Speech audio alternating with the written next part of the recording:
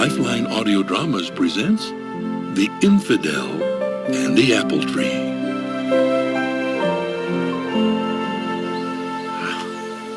Can you believe it? Fall already. Grandpa? Now, this here is one of the sweetest apples you'll ever put in your mouth. Here you go. Thank you. Now rub it on your shirt sleeve and take a bite before one of them yellow jackets gets a chance. Grandpa? Go ahead, take a bite.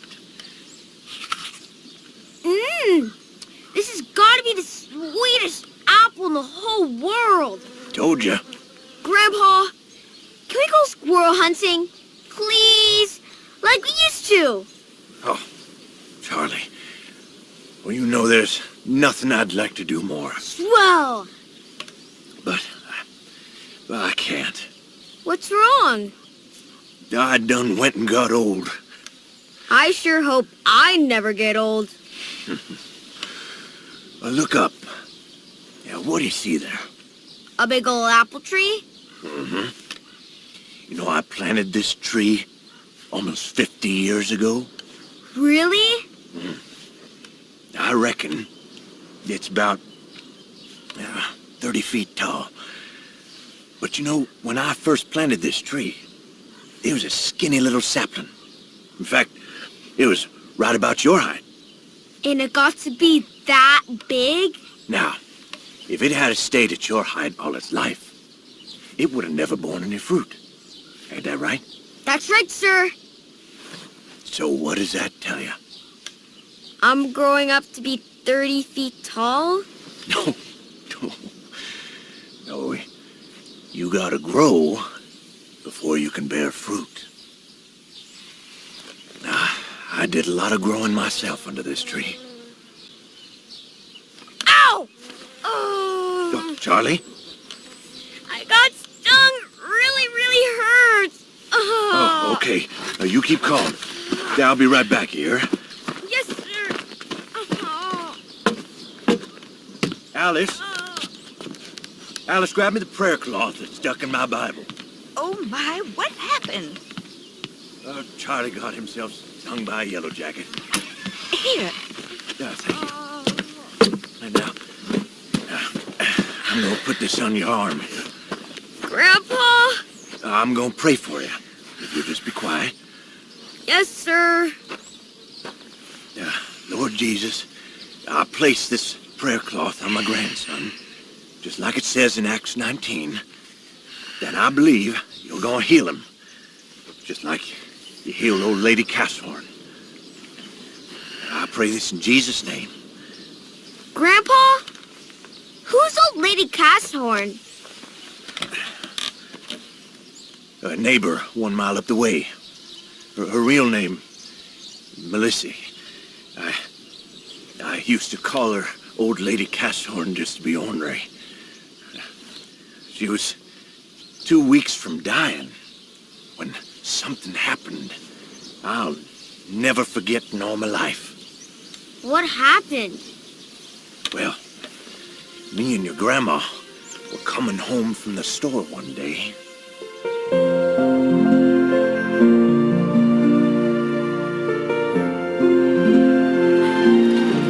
Alice, take a look. That Mabel and Melissa up there? That's them, all right. Oh, Vernon, something's wrong. Please stop. Roll now. Mabel, Melissa, are you all right? Oh, thank the Lord you came along. My sister, we just come home from the hospital in Louisville. Can we just get Melissa in the wagon, please? Of course. Her husband was supposed to meet us here at the bus stop, but we can't wait no longer.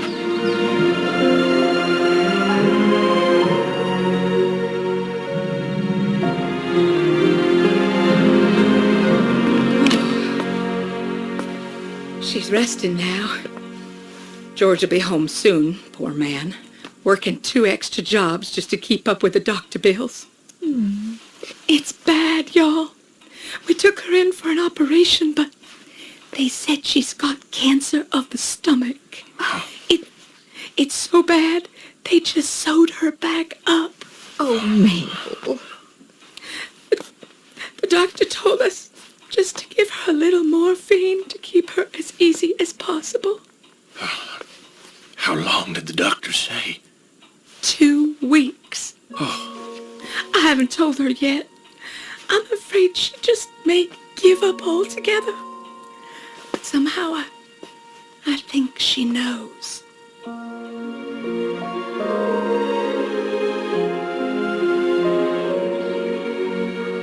well, me and your grandma went up the hill every morning to help take care of old Lady Casshorn. Melissa, that is. And change her bed. I'll lift her up. Alice and Mabel, you both grab the draw sheet there. All right. Pull it out. Melissa, you just relax. I'm going to pick you up now. Be gentle. On 3. 1, 2, 3. There you go. Oh, Melissa.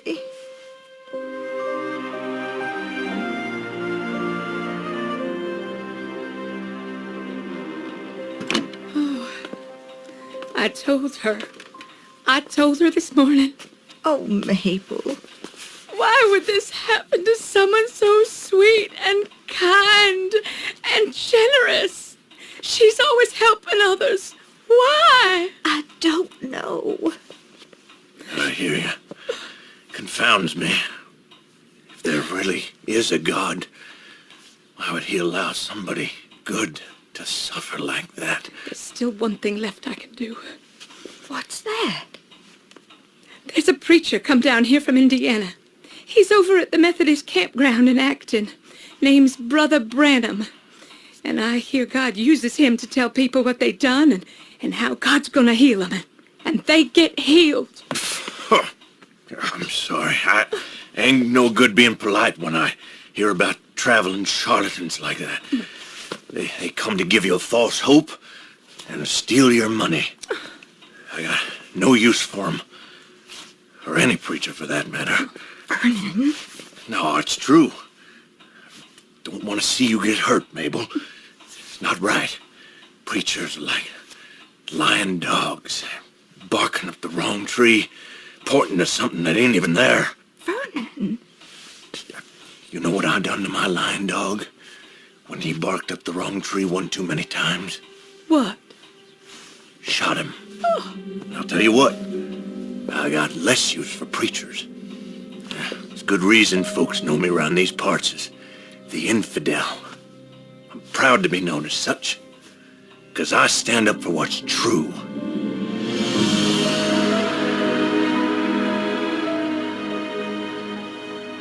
And here's her barley water.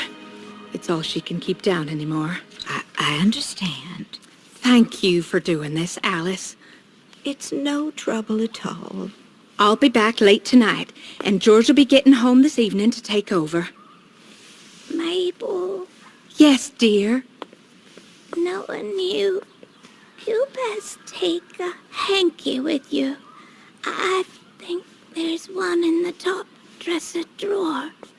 All right.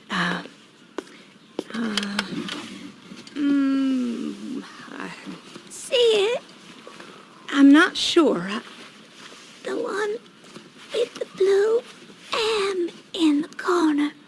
Oh, here it is, on top of the dresser. All right. Alice will take good care of you, all right? You behave now. I'll try.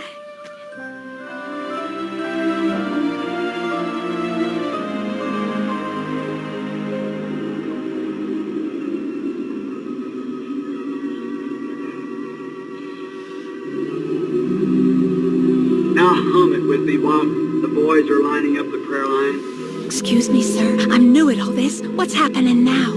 Brother Branham's gonna start calling out folk. You got your prayer card with you? Prayer card? From what I seen, I think you needed to get prayer. Oh, I didn't get one. Oh, I'm sorry, ma'am. I want you to look this way. Ma'am, if I'm not mistaken, he's pointing this way. Oh, Lord, let it be me. When you left home tonight back there, you picked up a little handkerchief with a blue figure in the corner of it off of the dresser. How does he know? You're praying back there for your older sister who's dying. The Lord has heard your prayer. Now take this little handkerchief and lay it upon your sister, and the cancer will leave her. Oh, thank you, Jesus. Oh, thank you. Thank you.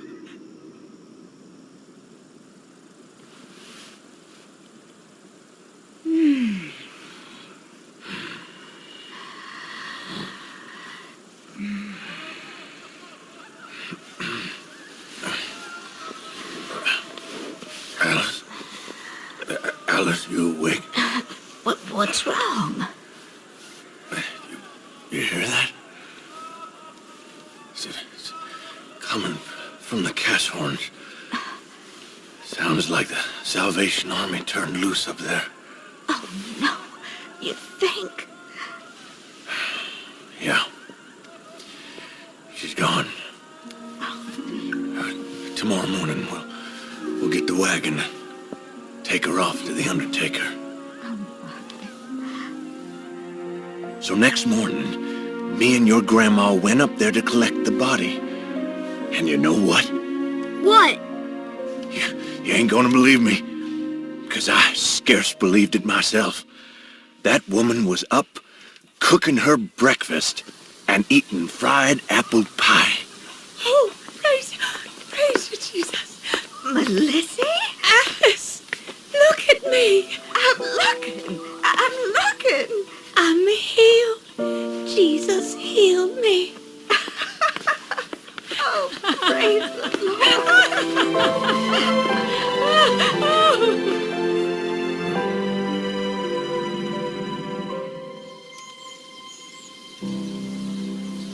I wouldn't have believed it if I hadn't seen it myself. They called me the Infidel, but I'm an honest infidel. And I'll tell you straight, I saw old Lady Cashhorn up and well. She ain't had a sick day since. Really? Sure as I'm sitting here, it shook me up. I couldn't logic my way through what I witnessed that morning. I knew if I ever seen that preacher, I was gonna ask him one question. A question that burned every day in my soul.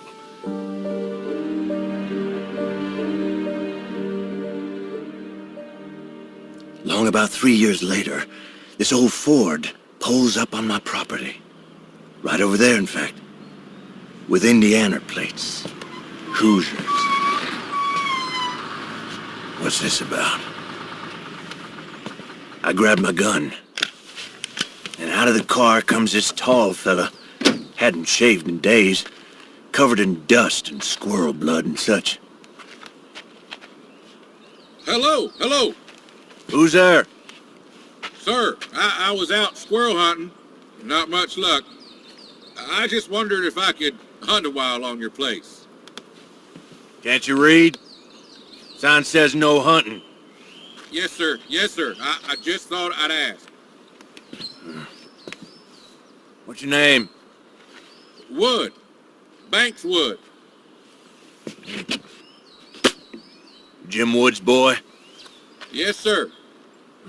Well, old man Jim was an honest man.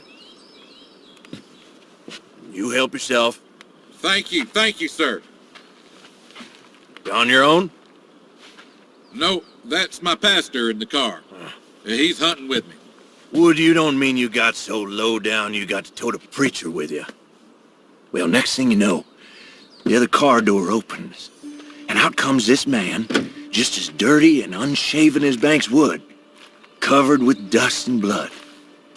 And I let this fella know right quick, I ain't got much use for preachers. And he says to me, every fellow is entitled to his opinion. You see that old chimney standing up there? I was born up there 75 years ago. And I've looked toward the skies. I've looked here and there. And surely all these 75 years, I'd have seen something that looked like God. And the preacher tells me, it depends on what I'm looking for. Well, I certainly don't believe there is such a creature. But here's what I do believe. I believe you fellas are simply out to swindle folk out of their money. There's only one preacher I ever want to talk to. The one who came down here to Acton a few years back. See, my neighbor friend was sitting in the back of the meeting, minding her own business, when he pointed to her, and he told her she had a handkerchief in her purse with a blue initial on it. You got it from your dresser, he said. And she took that hanky back to her sister, who was sick with cancer. And that sister got healed. I got me one question I've been dying to ask that fella. How'd he know about all that? Grandpa, that's the same question I wondered. See there? The apple don't fall far from the tree. Sure? Oh, never mind. Well, that preacher had a question for me. In fact, I'll explain it to you just like he did me. You notice all the apples falling off the tree? Yes, sir. And the leaves falling? Yes, sir. Ain't that kind of strange? What do you mean, Grandpa?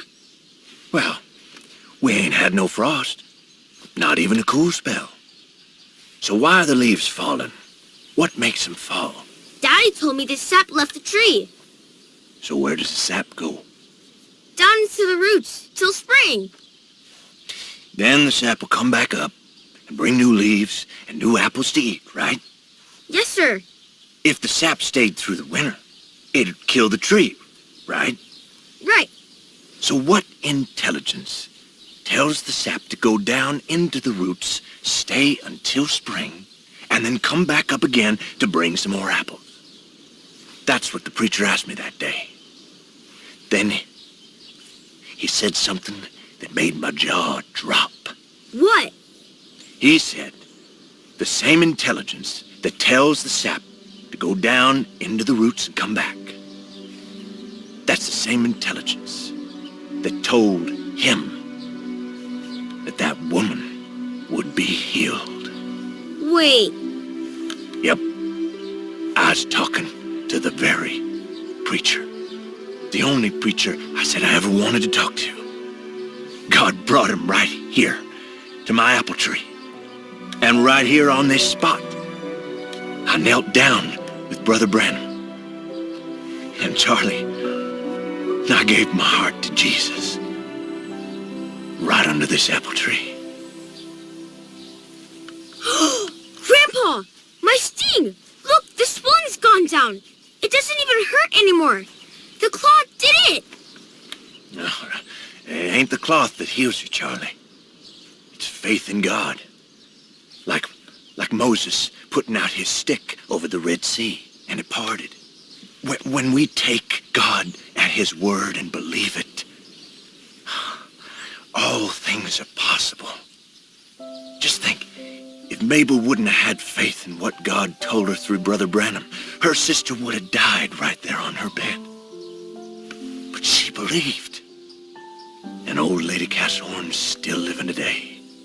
Wow. That's why I keep my prayer cloth in Acts 19, right where Brother Branham told me to keep it. It's a reminder of the mighty things God can do. Yep, some folks, they say God don't heal no more. Some say God don't even exist. But I know better now. Hey, you getting hungry? Yes, sir. Let's head to the kitchen. Old Lady Melissa, came over this morning. And she brought us some fried apple pie. Yum! Let's go.